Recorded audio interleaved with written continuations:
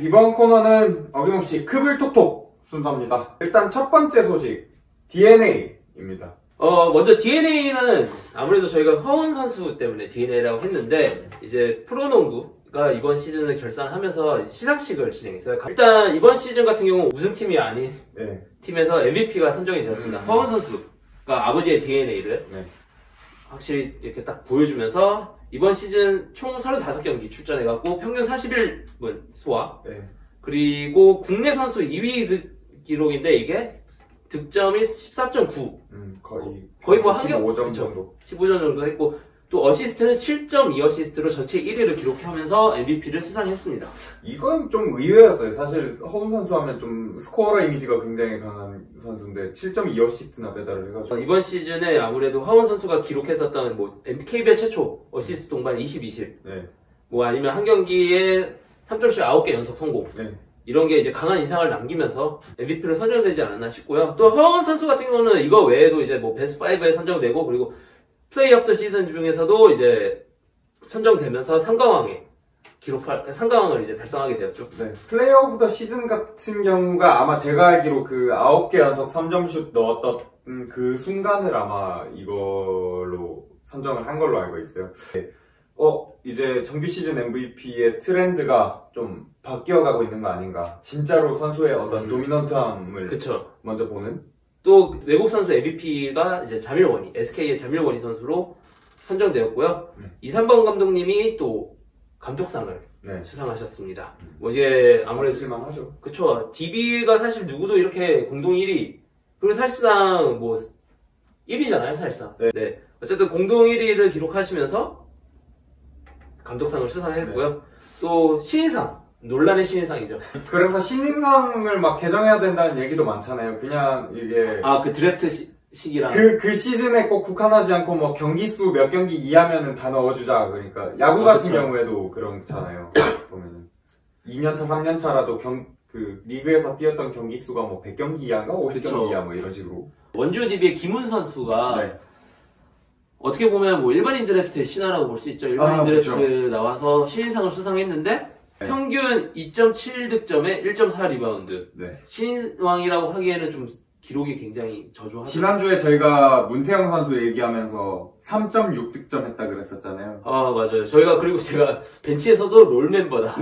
라고 얘기를 했었는데 신인상 뭐 저희가 NBA를 생각하거나 하면 신인상 하면은 좀 이렇게 리그 임팩트라든지 아니면 팀에 임팩트를 많이 미쳤던 선수들이 있는데 온치스 트레이영 뭐 이런 선수들 좀 아쉬운 부분이 있는데, 그리고 이제 아까 제가 뭐 허운 선수가 선정되었던 베스트 5 얘기했었는데, 베스트 5에 선정된 선수들을 전부 다 말씀드리자면은 허운 선수, 송교창 선수, 김종규 선수, 자밀원이, 그리고 캐디 라레 이렇게 뽑혔는데, 이 포지션이 빅맨이 일단 3명이 들어갔다.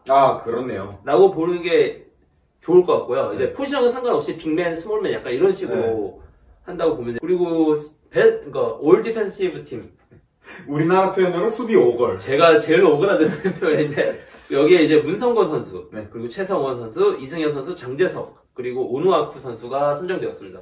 이게 되게 재밌는 기록인 게 이승현 선수랑 장재석 선수가 선정이 된 게 꼴찌팀에서 수비 오걸 2명을 배출한 게 이번이 사상 최초입니다. 그러네요, 진짜. 그것도 둘 다 빅맨이고. 그것도 참 이상하죠. 이제 사실 꼴찌팀이면 평균 실점도 되게 많을 텐데. 뭐 이제 그만큼 밖에서 많이 얻어맞았다라고 볼 수 있는 거고. 발전상의 김낙현 선수, 그리고 식스맨상의 최성원 선수. 최성원 선수는 아까 수비 오걸에도 뽑혔었죠. 이관왕을 했고, 페어플레이상을 이제 함지훈 선수가 수상했습니다. 이번 시상식 같은 경우에는 코로나 사태의 여파로 이제 뭐 따로 어디 모여서 시상식이 진행이 된 건 아니었고, 이제 수상자들만 따로 이제 KBS 센터로 불러가지고 이제 인스타그램이나 뭐 유튜브 같은 데 라이브로 진행이 됐다고 하는데, 이어서 다음 뉴스는 믿어주십시오입니다. 믿어주십시오! 저희가 그 재계약 소식을 한 2차례 정도 언급을 한 바가 있는 것 같은데, 그 외에 이제 화답이라도 하듯이 이제 감독 두 분께서 지금 재계약 체결 소식을 이렇게 전해오셨습니다. 일단 첫 번째로 저는 재계약 100% 할 것 같았습니다. 그쵸. 이분이 안 하면은 솔직히 누가 할만 하겠어요. 우리나라에서. 울산 현대모비스의 유재학 감독님이 예, 이런 멘트를 남겼죠. 내가 어딜 가겠냐. 날 믿어준 모든 분들께 감사하다라면서 3년 더 가게 됐는데 뭐 많았잖아요. CBA로 간다 아니면 그쵸. 뭐 KBL의 다른 구단으로 갈 수도 있다 이랬었는데 그냥 애초부터 유재학 감독님과 이제 울산 모비스 같은 경우에는 재계약에 긍정적이었다고 하네요. 네. 요 3년을 더 하시면은 만 19년이거든요. 네. 모비스에서만. 이게 한국 프로 스포츠 사상 한 팀에서 아, 그렇죠. 최대하죠. 네. 그러니까 이걸 3년 다 채웠을 때 얘기인데, 네. 그 전 기록이 이제 18년 하신 분이 네. 계신 걸로 알고 있습니다. 네. 사실 이렇게 3년 받은 동안 아마 제일 큰 과제가 이제 양동근 선수가 은퇴한 그 자리를 어떻게 잘 메꿀 것인가가 지금 큰 과제일 것 같고, 이제 그런 한편으로 이제 서울 삼성 쪽으로 얘기를 넘어가 볼 텐데, 이상민 감독 같은 경우에는 2년 연장을 했습니다. 생각보다 기간이 좀 짧았어요. 일단 뭐 가능성은 봤다. 근데 우리가 인내심이 그렇게 많진 않다. 프런트가 예. 분발해라. 예쁘게 말하면 못 빠지도록 해라. 예, 이런 예, 거죠, 예. 이제. 그런 의미가 아니었을까 싶습니다. 그리고 또 이제 새로운 감독님이 이제 KBL에 합류하게 되었죠? 저희가 지금 녹음하고 있는 현재 시점에서 몇 시간 전에 지금 조성원 오! 명지대 감독 구단 측에서 신임 감독 자리에 조성원 명지대 감독을 선임하였다는 소식을 발표했습니다. 이분이 그 이조추 트리오. 아, 그쵸. 맞죠? 아, 그렇게 되면 또 이제 어떻게 보면 그 이상민 감독님과 뭐 지금은 그만두신 네. 현지혁 감독님 아니면 뭐 문경은 추승균 감독. 뭐 그런 사람들이 다시 이제 또 KBL에서 네. 들어오고 새로 또 유입되고 있다라고 보면 되겠네요. 이게 또 창원 LG가 대학 감독을 이렇게 리크루팅해온 세 번째 사례라고 하더라고요. LG 구단 측에서. 첫 번째가 김태환 감독님. 네. 아시죠? 그 해설 구성. 네네네. 그리고 두 번째가 강을준 감독님. 제가 따라하는 거 좋아하는 네. 그분인데, 그 두 분이 도합 7년인데 7년 다 플레이오프를 진출했었어요. 오. 그래서 만약에 조성환 감독님이 이번까지 이어가게 되면 이제 대학 감독과의 궁합이 굉장히 좋은 팀인 걸로. 그리고 실제로 이제 조성환 감독님 같은 경우에는 길지는 않았지만 창원 LG에서 엄청 임팩트가 컸었거든요. 0001년도 같은 경우에는 제 기억에 그때 당시에 활약했던 에릭 이버트라는 선수가 있어요. 또 평득이 막 30점대 이러면서 오. 득점왕도 받고 막 네. 이랬던 네. 선수가 있었는데, 이 당시에 이버트 선수랑 조성환 당시 선수, 그리고 이제 아까 얘기했던 김태환 감독님 그 시절에 이제 평득 100점을 찍은 시즌이었어요. 이대로 재밌게 농구했죠. 엄청 재밌게 농구했어요. 이때. 그래서 조성환 감독님이 그 당시에 선수로 뛰면서 평득이 26득점 거의 육박을 하면서 시즌 MVP를 받았었거든요. 그래서 LG랑 조성환 감독님은 굉장히 좋은 기억이 있어서 좀 기대를 해볼 만한 궁합이 아닌가 싶습니다. 또 다른 재계약 소식이 있어서 네. 추가해봤습니다. 감독 재계약 소식은 아니라서. 네. 네. 여자 농구의 양동근? 네, 그쵸. 이라고 할 수 있는 이제 박혜진 선수가 우리은행과 이제 재계약 4년 연봉 3억의 재계약을 체결하면서 이제 뭐 2008년 우리은행에 데뷔해서 쭉 끝까지 네. 프랜차이즈 우먼? 네, 그쵸. 네. 원클로버만? 네, 그렇게 이제 남는 걸로 끝났다고 네. 그렇게 하고요. 뭐 이게 썰 들으니까 사실 박혜진 선수가 처음에 위성호 감독님하고 한 2번 정도 미팅을 했을 때는 이게 이제 아니 딴 데 가고 싶다. 이제 이적해야 되겠다 해가지고, 이제 근데 또 이제 이 팀 입장에서는 당연히 박희진 선수는 잡아야 되는 그쵸. 선수니까, 박희진 선수 본가가 부산이래요. 그래서 위성호 감독님 그리고 전주원 코치님 두 분이서 부산까지 내려온 거죠. 보러. 네. 내려와서 그래서 딱 보러 나가기 전까지도 그냥 이제 오늘은 가가지고 이제 딴 팀하고 협상하려고요 이 얘기를 하려고 나갔는데, 이제 문을 열고 딱 두 분을 보니까 이게 뭔가 마음가짐이 그게 아니더라. 약간 뭐 그래도 십몇 년을 뛰었는데 아무래도 정이라는 게 네. 우리나라 사람들 있으니까. 그래서 이제 부산에서 이루어진 미팅에서 박희진 선수가 했던 얘기가, 이제 감독님 이렇게 저희랑 이렇게 지도하면서 소통하시는 스타일이 사실 조금 이제 일방향적일 때가 가끔 있으셔가지고 그런 얘기를 했다고. 그런 얘기를 했대요. 그래서 이런 부분은 좀 고쳐줬으면 좋겠다고 했더니, 좀 나도 그럼 앞으로는 한번 마음을 열어보겠다 이러면서 이제 마음을 돌려서. 근데 그건 계약할 때 해야 되는 게 아니라 그냥 롤링페이퍼 같은 거 해야 되는 거 아니에요? 근데 그렇게 해가지고 어. 이제 계약서에 도장을 찍었다 하더라고요. 그렇구나. 그러고 이제 이 팀에 또 박희진 선수만 FA가 있었던 게 아니잖아요. 네네. 사실 이제 이 팀에 간판하면 또 이제 김정은 선수 빼놓을 수가 그쵸. 없는데 김정은 선수도 이제 박희진 선수의 계약에 약간 푸시를 이렇게 넣었던 게 얘가 있어야 좀 농구를 편하게 할 수 있다 이러면서 자기도 FA 신분인데 내 협상은 그냥 일단 후순위로 밀어두고 얘 계약부터 일단 하고 그러니까 베테랑에 대한 예우는 또 두둑하게 해줬더라고요. 김정은 선수 같은 경우에도 3억. 연봉 3억 이게 왜 3억이냐면요, 여러분. 상한선이죠. 상한선, 여자 농구에서 맥시멈 계약이 그게 3억이라서 네. 딱 이렇게 뭐, 박혜진 선수라든지 김정은 선수 아니면 안혜진 선수 같은 경우는 다 3억이죠, 그래서. 그죠. 샐러리 캡 중에서 인센티브가 2억 8천인데 막 그런 썰도 있었어요. 그래서 이거 만약에 박혜진 잡으려면 진짜 맥시멈 5억 8천까지 될 수도 있다. 그냥 인센티브를 다 준다.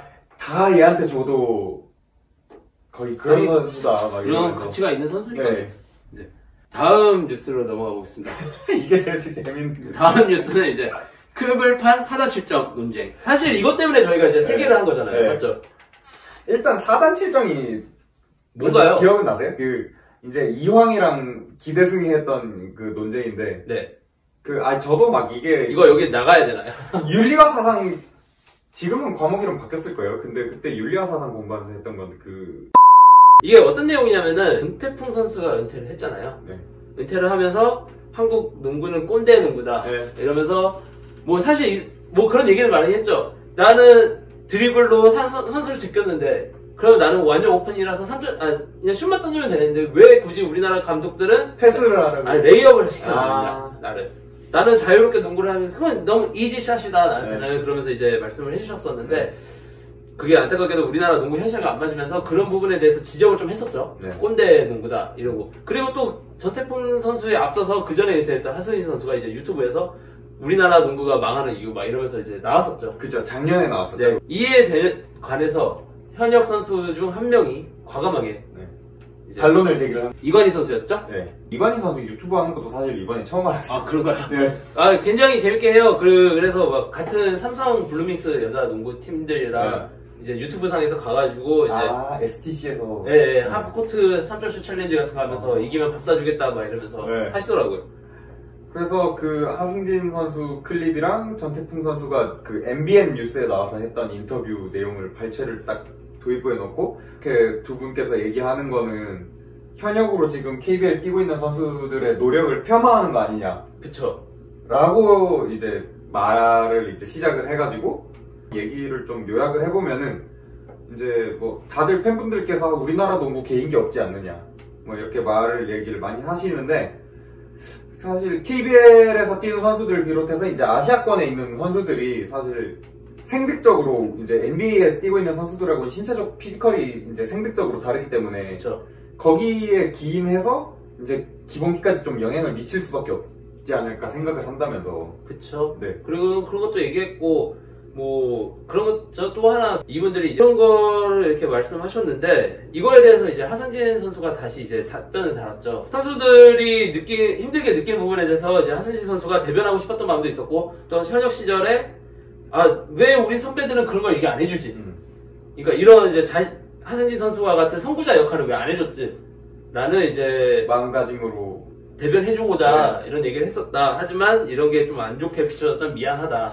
이런 식으로 이제 굉장히 스마트하게 잘 마무리했는데요. 어떻게 생각하세요? 저는 이관희 선수가 얘기했던 우리가 타고난 피지컬이 다르기 때문에 그렇다. 저는 좀 약간 거기서 인상 깊었던 부분이 손 크기 자체가 너무 달라서 우리나라 남자 농구 선수들이 사용하는 공이랑 미국 이제 뭐 NBA 선수들이 사용하는 공이랑 똑같은 사이즈인데 실질적으로 느낄 때는 여자 농구공 사이즈, 여자 정규 농구공 그러니까 사이즈. KBL 선수들이 여자 농구공을 갖고 노는 쥐고 있는 그런 느낌이라고 거다. 그렇게 했는데 그런 거를 얘기한 거에 대해서는 어떻게 느끼세요? 전 사실 그 지점까지는 생각 못 했었거든요. 그 여자 농구공이 좀 그 사이즈가 사이즈가 조금 작아요. 그래서 그걸로 하면은 일반인 같은 경우도 남자들도 3점슛 같은 것도 이제 여자 선수를 폄하하는 게 아니라 좀 더 잘 들어가고 하더라고요. 공이 작으면 확실히. 전 그 지점까지는 사실 생각을 못 해가지고 그러면 그게 진짜 다르지 약간 이런 생각을 했고 그리고 그 막 거기 보면은 막 그런 얘기 나오잖아요. 어떤 수직적인 그 감독과 선수들의 관계에 대해서 네. 많이 얘기를 하는데 역시 저 예전부터 생각을 하고 있었던 게 좀 그런 것 같긴 해요. 이제 아무래도 감독들도 다 파리복숨이니까 어쨌든 자기가 감독직, 코치직을 유지를 하려면은 성과가 나와야 되고 그러다 보면은 선수들의 어떤 자유도나 이런 거를 높여주기보다는 어떤 당장의 눈앞의 승리를 위해서 좀 뭐 전술이나 어떤 그런 쪽으로 막 팀적인 전술로밖에 갈 수가 없어서 이제 선수들의 창의성은 아무래도 갈수록 좀 떨어질 수밖에 없고 지금 그런 되게 저는 반대하는 입장입니다. 아 반대요? 네.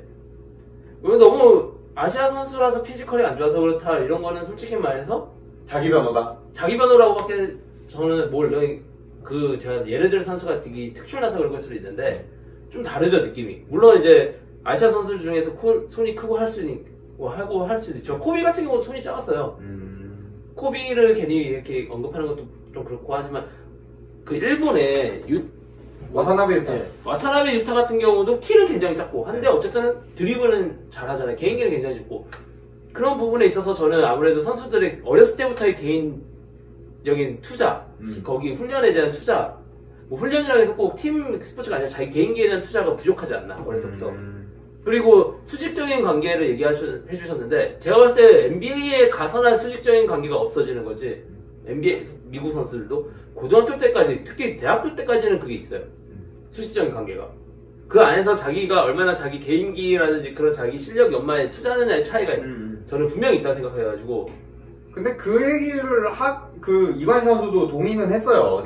뒤에 보면은 그 외국인 선수 몰빵 논란에 대해서 그쵸 잘하니까 어쨌든 국내 선수들이 얘네를 제끼고 1호선으로 올라서려면 우리도 많이 반성하고 노력을 해야 된다라는 그쵸 그 부분을 말씀해 주시죠. 네. 허훈 선수 봐봐요. 네.